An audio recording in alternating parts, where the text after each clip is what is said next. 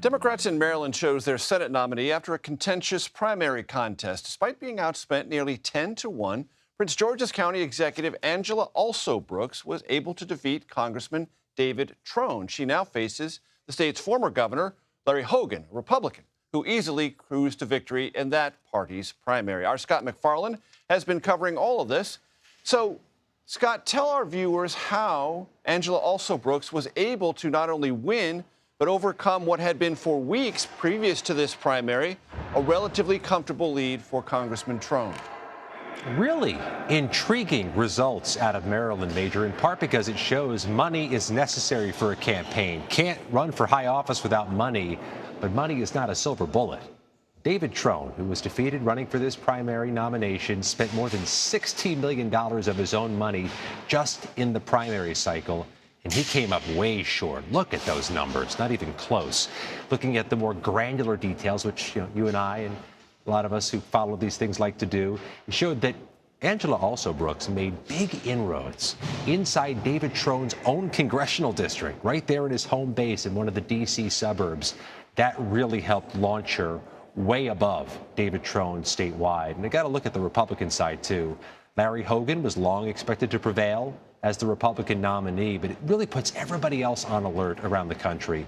Larry Hogan seems certain to make this a competitive Senate race in a state that is not accustomed to such a thing, and that is going to cost money. David Trone's money is now gone. Angela Alsobrooks will likely need some outside money, which could, Major, starve resources from all those competitive races from Pennsylvania to Montana to Arizona to Wisconsin. And that really is the key, it seems to me, Scott, of Larry Hogan's candidacy. He has an outside chance, but even if he doesn't prevail, if Democrats are required to pour money into Maryland, which they otherwise would not have to do absent a Hogan campaign, that means less resources available in other competitive states.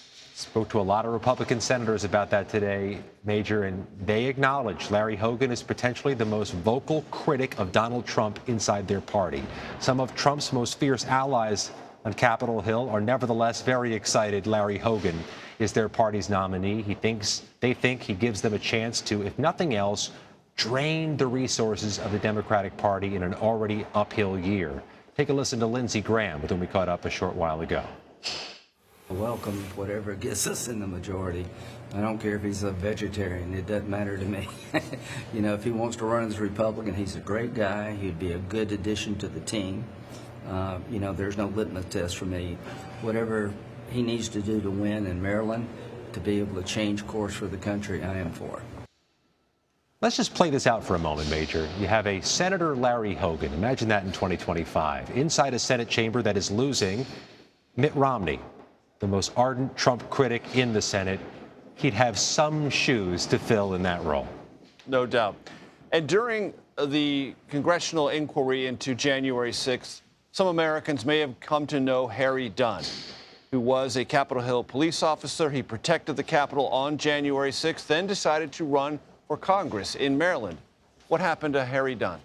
Brings us back to our theme. He had money. He had nearly $5 million.